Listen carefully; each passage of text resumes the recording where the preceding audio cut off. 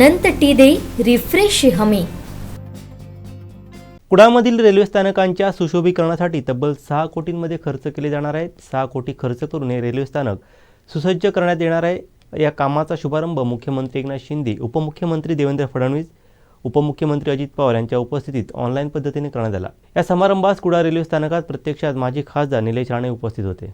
पाहूयात। एक वर्षामध्ये महाराष्ट्र शासनाने केलेली कामं, मागच्या कित्येक वर्षाचा बॅकलॉग भरून काढण्याचं काम शिंदे फडणवीस साहेबांच्या सरकारमुळे झालं।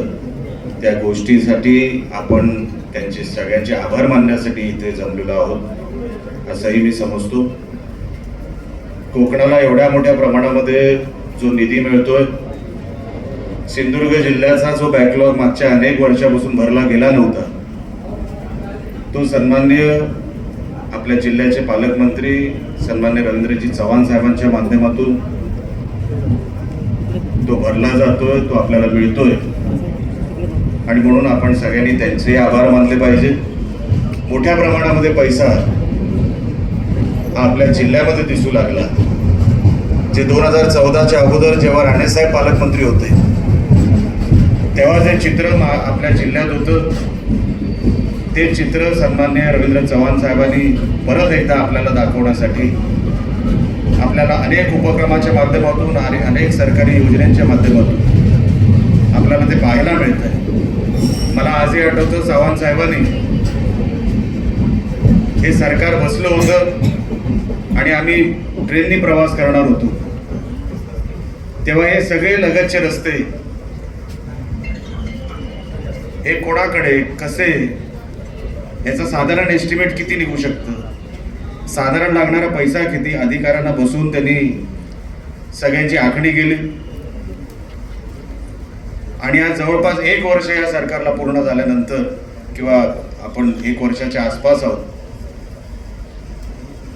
त्यांनी तेव्हा जो काय ती जी काय आखणी केली होती ते आज अस्तित्वात। आपण हे सगळे जे काय 6 कोटी, 3 तालुक्यांना 6 कोटी आणि आपल्या ओरस तालुक्याला 5 कोटी, हे जे आपल्याला दिसतंय ना, ही आखणी त्यांनी मागच्या 60 महिन्यापूर्वी केली होती की हे सगळे मला रस्ते दुरुस्त करायचे, सुशोभीकरणासाठी आजूबाजूचा परिसर आणि त्याला लागणारा पैसा हा नेमका किती असू शकतो, याची आखणी अनेक महिन्यांपूर्वी झाली आहे आणि त्याचा साक्षीदार मी आहे।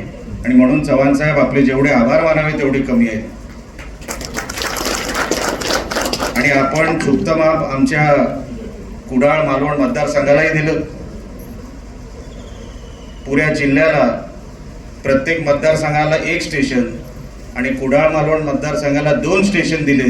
त्याबद्दलही आपल्या साहेबांचे आपण आभार व्यक्त करूया। आपण या कार्यक्रमाला आलात आणि शासन म्हणून, महाराष्ट्र शासन म्हणून जे काय झपाट्याने निर्णय घेत चाललेत, पत्रकारांनी त्यांची दखल घ्यावी। कारण का साधारण असे निर्णय इतक्या वेगाने आपण अनेक वर्ष बघितले नव्हते। मी खासदार या नात्याने काम केलेलं आहे आणि तेव्हा जो कामाचा झपाटा होता आणि आज जो आपल्याला कामाचा झपाटा दिसतोय, तो खरोखरच आपल्या जिल्ह्याला, जे आपण 8-9 वर्षापासून मागे गेलो होतो, ते आपल्याला पुढे 25 वर्ष आपला जिल्हा कसा दिसावा, त्याची ठेवण कशी असावी, त्याच्यासाठी आपले हे सगळे नेते मंडळी, सन्माननीय उपमुख्यमंत्री असतील, सन्माननीय आपले मुख्यमंत्री असतील, त्यांनी आपल्याला जी काय दिशा दिली आहे ती आपल्याला स्थानिक माध्यमातून आपल्याला पुढे न्यायची आहे।